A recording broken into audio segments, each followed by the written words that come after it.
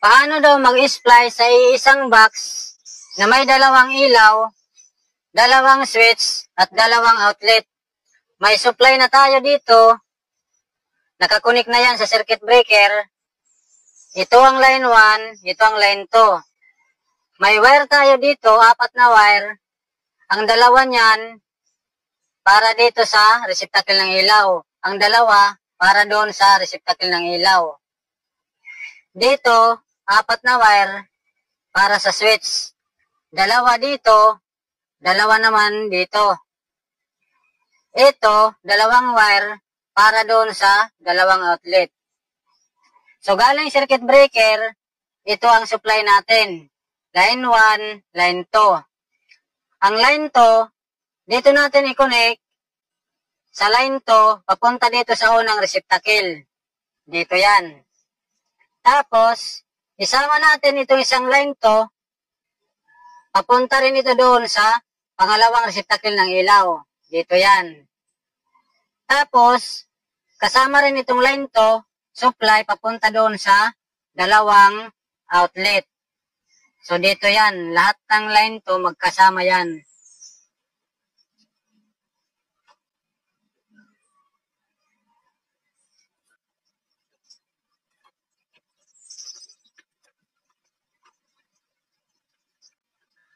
Ang line 1 naman, dito natin yan i-connect sa supply, papunta doon sa dalawang outlet.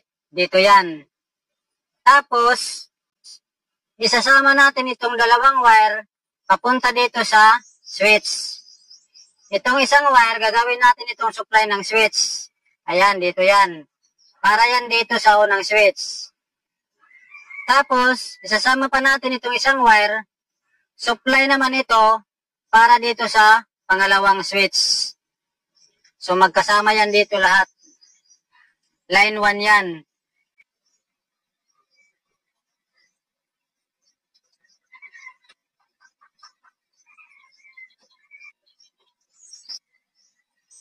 So, ang dulo naman nitong supply ng switch, ito yan. Dito sa unang switch. Dito natin ito kukonek sa switch. Ito naman ang switch natin. Single pole switch. Dito natin yan i-connect sa off position. Dito yan. Tapos, ito namang isa pang wire dito. Ito yung magiging return ng switch. Dito natin yan i-connect sa on position ng switch. Dito yan. Ang on position dito, itong may label na bilog. Itong walang label dito, ito ang off position. So, ang dulo naman itong return ng switch, ito, dito na natin yan i-connect sa line 1 ng unang receptacle. Dito yan. Dito yan. Line 1 ng unang receptacle. Dito yan. Receptacle ng ilaw yan.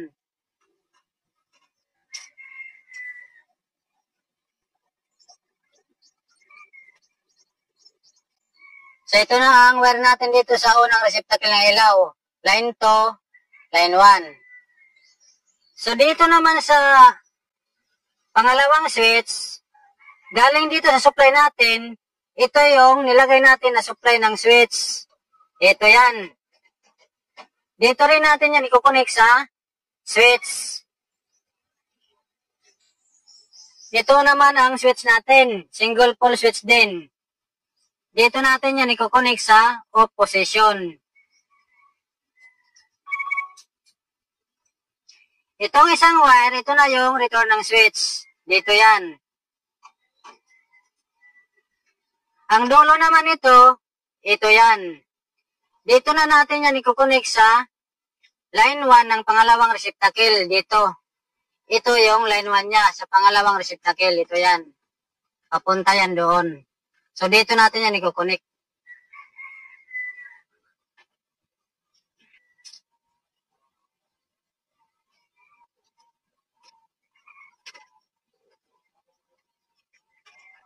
So, ang dulo nito, ito yan. Line 1, line 2. Receptacle ng ilaw dito. So, tapos na tayo dito mag-splice sa isang box. Dito naman tayo sa receptacle at sa outlet. So, ito naman yung receptacle natin. Ang line to, dito natin yan i-connect sa inner part ng receptacle, yung nasa gitna.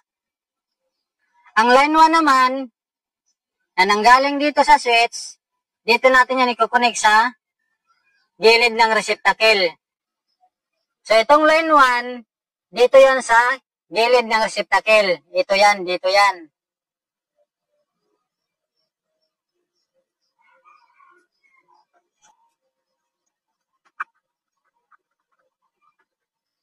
Ang line 2 naman, dito na yan sa inner part.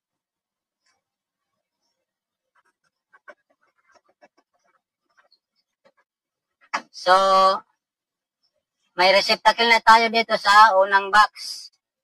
Dito naman tayo. Ito naman yung receptacle natin dito. Itong line to, dito rin yan sa inner part. Ang line 1, dito sa gilid. So, ang line 1, dito yan.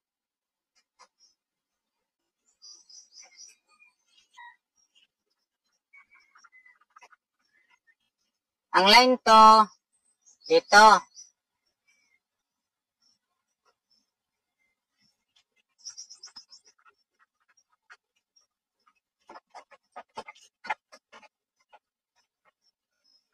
So, dito naman tayo sa outlet.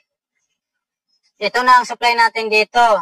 Line 1, line 2. Dito yan nakakonek sa supply galing circuit breaker. Line 1, line 2. Ito naman ang outlet natin, tugang. Nilagyan ko na yan ng jumper. So, itong line 1, dito natin yan i-connect. Itong line 2 naman, dito yan.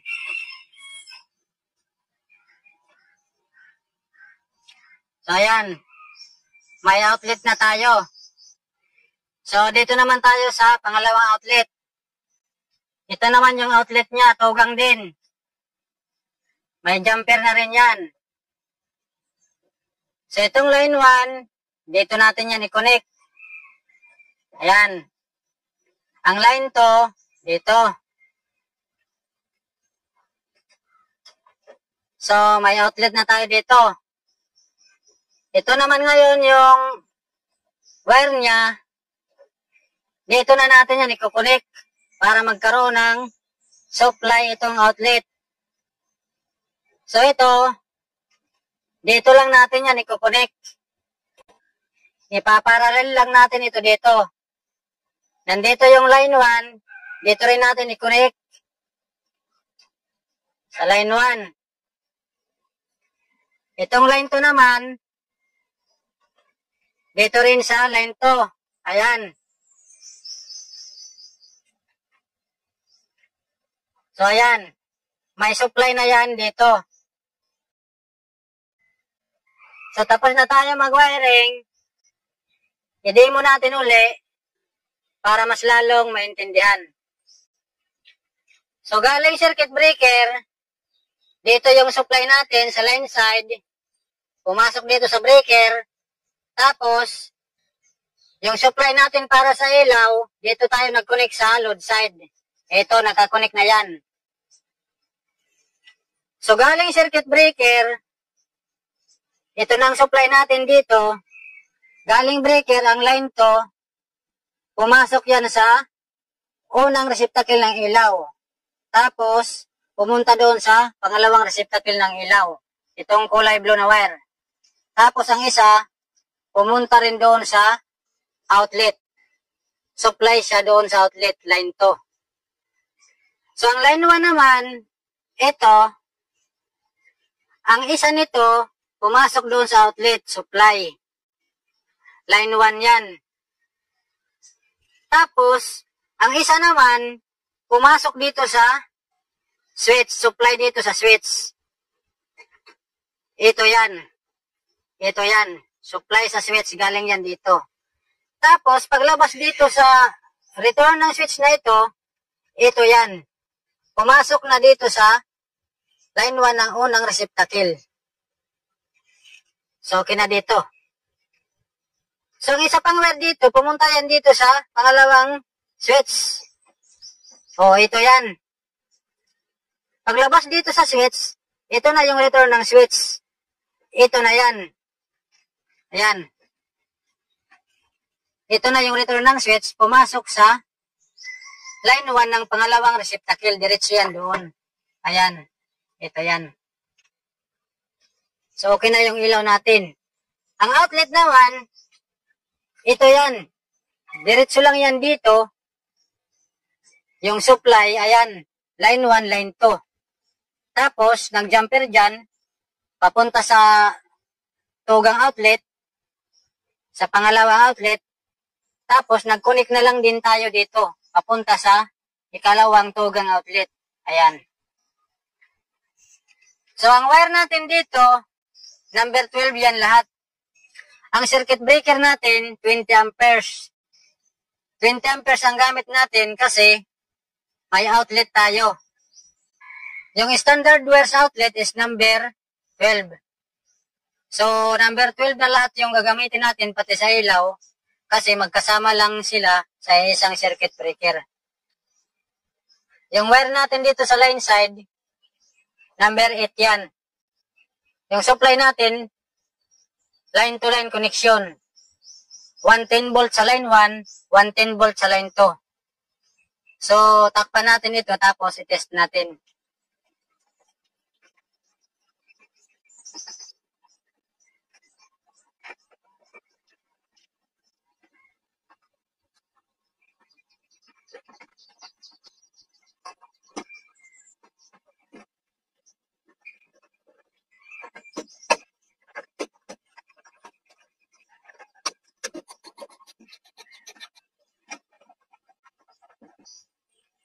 I-on natin ang circuit breaker. I-on natin ang switch.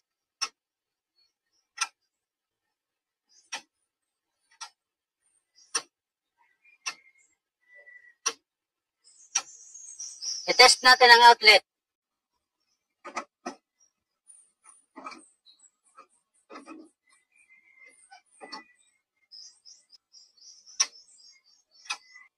So, ganun lang kung paano mag-wiring ng dalawang ilaw, dalawang switch at dalawang outlet.